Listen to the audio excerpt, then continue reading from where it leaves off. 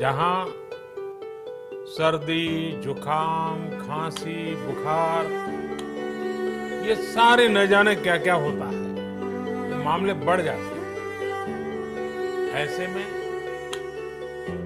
मेरी आप सभी देशवासियों से प्रार्थना है कि ऐसे समय अपना ध्यान रखिए। साथियों, ये बात सही है कि अगर कोरोना से होने वाली मृत्यु दर को देखें तो दुनिया के अनेक देशों की तुलना में भारत संभली हुई स्थिति में है। समय पर किए गए लॉकडाउन और अन्य फैसलों ने भारत में लाखों लोगों का जीवन बचाया, लेकिन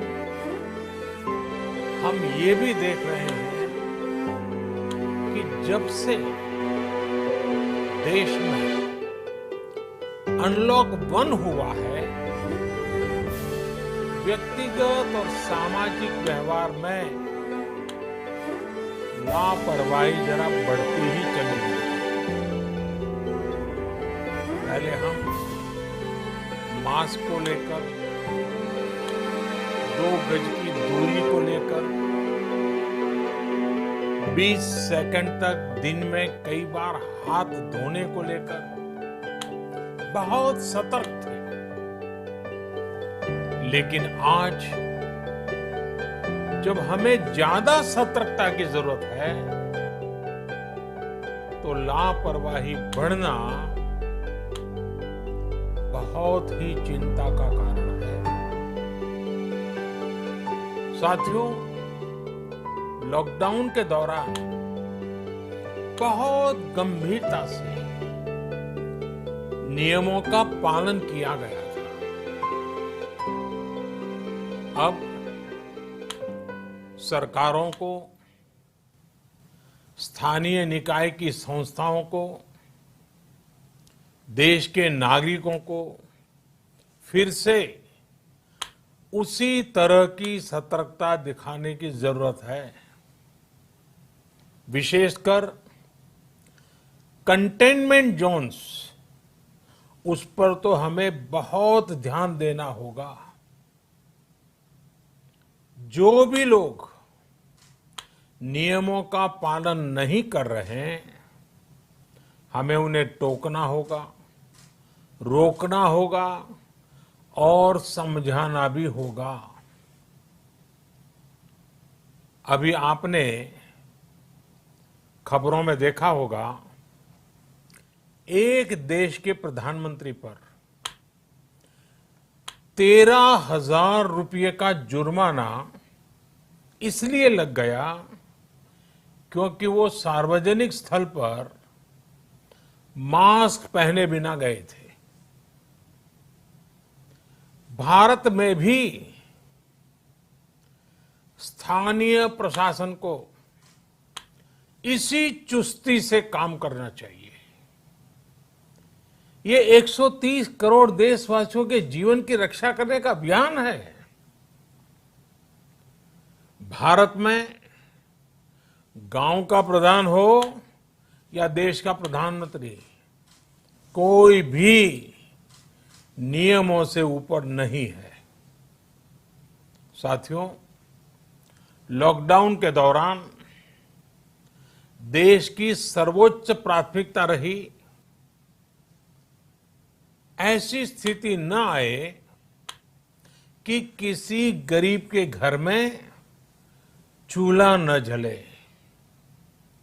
केंद्र सरकार हो, राज्य सरकारें हो, सिविल सोसाइटी के लोग हों, सभी ने पूरा प्रयास किया कि इतने बड़े देश में हमारा कोई गरीब भाई बहन भूखा न सोए।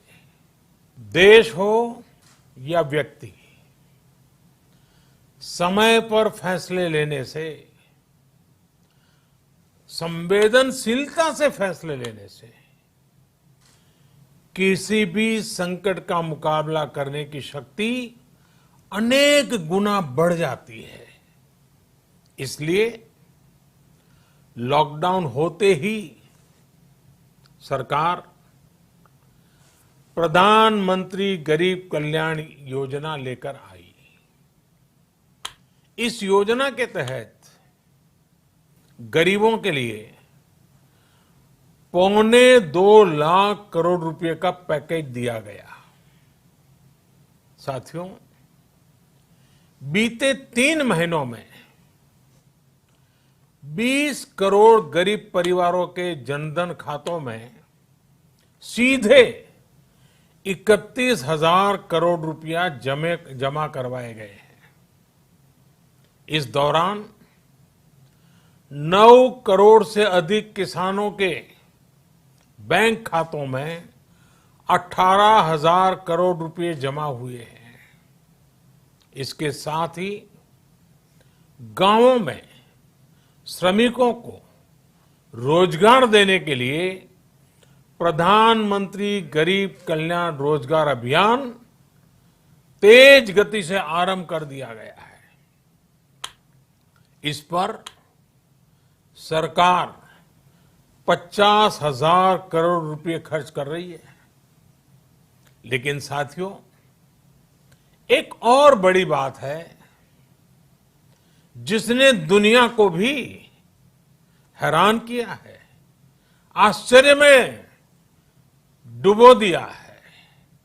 वो ये कि कोरोना से लड़ते हुए भारत में 80 करोड़ से ज्यादा लोगों को 3 महीने का राशन, यानी परिवार के हर सदस्य को 5 किलो गेहूं या चावल मुफ्त दिया गया। इसके अतिरिक्त प्रति परिवार हर महीने 1 किलो दाल भी मुफ्त दी गई। यानी एक तरह से देखें तो अमेरिका की कुल जनसंख्या से 2.5 गुना अधिक लोगों को, ब्रिटेन की जनसंख्या से 12 गुना अधिक लोगों को और यूरोपियन यूनियन की आबादी से लगभग 2 गुने से ज्यादा लोगों को हमारी सरकार ने मुफ्त अनाज दिया है। साथियों, आज मैं इसी से जुड़ी एक महत्वपूर्ण घोषणा करने जा रहा हूं। साथियों, हमारे यहां वर्षा ऋतु के दौरान और उसके बाद मुख्य तौर पर कृषि क्षेत्र में, एग्रीकल्चर सेक्टर में ही ज्यादा काम होता है। अन्य दूसरे सेक्टरों में थोड़ी सुस्ती रहती है। जुलाई से धीरे धीरे त्योहारों का भी माहौल बनने लगता है। अब आप देखिए, अभी 5 जुलाई को गुरु पूर्णिमा है, फिर सावन शुरू हो रहा है, फिर 15 अगस्त आएगी, रक्षाबंधन आएगा, कृष्णा जन्माष्टमी आएगी, गणेश चतुर्थी आएगी, ओणम होगा और आगे जाएं तो काटी बिहू है, नवरात्रि है, दुर्गा पूजा है, दशहरा है, दीपावली है, छठी मैया की पूजा है। त्योहारों का ये समय जरूरतें भी बढ़ाता है, खर्च भी बढ़ाता है। इन सभी बातों को ध्यान में रखते हुए ये फैसला लिया गया है कि प्रधानमंत्री गरीब कल्याण अन्न योजना का विस्तार अब दिवाली और छठ पूजा तक, यानी नवंबर महीने के आखिर तक कर दिया जाएगा। यानी 80 करोड़ लोगों को मुफ्त अनाज देने वाली ये योजना अब जुलाई, अगस्त, सितंबर, अक्टूबर, नवंबर में भी लागू रहेगी। सरकार द्वारा इन 5 महीनों के लिए 80 करोड़ से ज्यादा गरीब भाई बहनों को हर महीने परिवार के हर सदस्य को 5 किलो गेहूं या 5 किलो चावल मुफ्त मुहैया कराया जाएगा और साथ ही प्रत्येक परिवार को हर महीने 1 किलो चना भी मुफ्त दिया जाएगा। साथियों, प्रधानमंत्री गरीब कल्याण अन्न योजना के इस विस्तार में 90,000 करोड़ रुपए से ज्यादा खर्च होंगे और अगर इसमें पिछले 3 महीने का खर्च भी जोड़ दें तो ये करीब करीब 1.5 लाख करोड़ रुपया हो जाता है। अब पूरे भारत के लिए हमने एक सपना देखा है। कई राज्यों ने तो बहुत अच्छा काम भी किया है। बाकी राज्यों पर भी हम आग्रह कर रहे हैं कि इसको काम को आगे बढ़ाएं। और काम क्या है? अब पूरे भारत के लिए एक राशन कार्ड की व्यवस्था भी हो रही है, यानी एक राष्ट्र एक ration card, one nation one ration card. इसका सबसे बड़ा लाभ उन गरीब साथियों को मिलेगा जो रोजगार या दूसरी आवश्यकताओं के लिए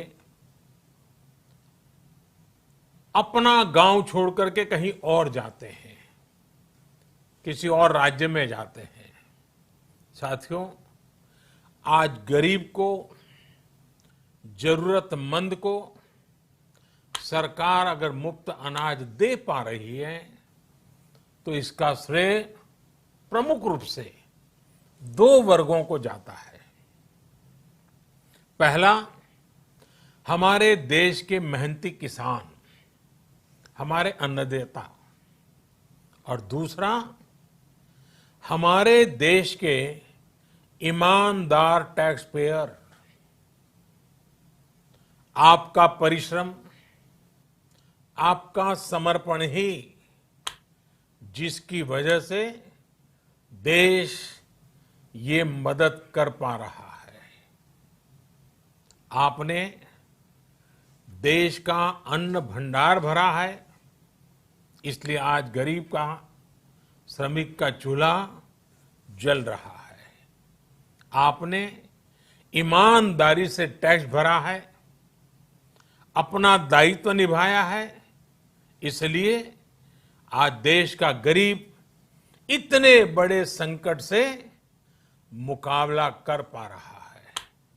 मैं आज हर गरीब के साथ ही देश के हर किसान, हर टैक्स पेयर का हृदय से बहुत बहुत अभिनंदन करता हूं, उन्हें नमन करता हूं। साथियों, आने वाले समय में हम अपने प्रयासों को और तेज करेंगे। हम गरीब, पीड़ित, शोषित, वंचित हर किसी को सशक्त करने के लिए निरंतर काम करेंगे। हम सारी एहतियात बरतते हुए इकोनॉमिक एक्टिविटीज को और आगे बढ़ाएंगे। हम आत्मनिर्भर भारत के लिए दिन रात एक करेंगे। हम सब लोकल के लिए वोकल होंगे। इसी संकल्प के साथ हम 130 करोड़ देशवासियों को मिलजुल करके संकल्प के साथ काम भी करना है, आगे भी बढ़ना है। फिर से एक बार मैं आप सबसे प्रार्थना करता हूं, आपके लिए भी प्रार्थना करता हूं, आपसे आग्रह भी करता हूं, आप सभी स्वस्थ रहिए, 2 गज की दूरी का पालन करते रहिए, गमछा, फेस कवर, मास्क ये हमेशा उपयोग कीजिए, कोई लापरवाही मत बरतिए। इसी आग्रह, इसी कामना के साथ मैं आप सभी को बहुत बहुत शुभकामनाएं देता हूं। धन्यवाद।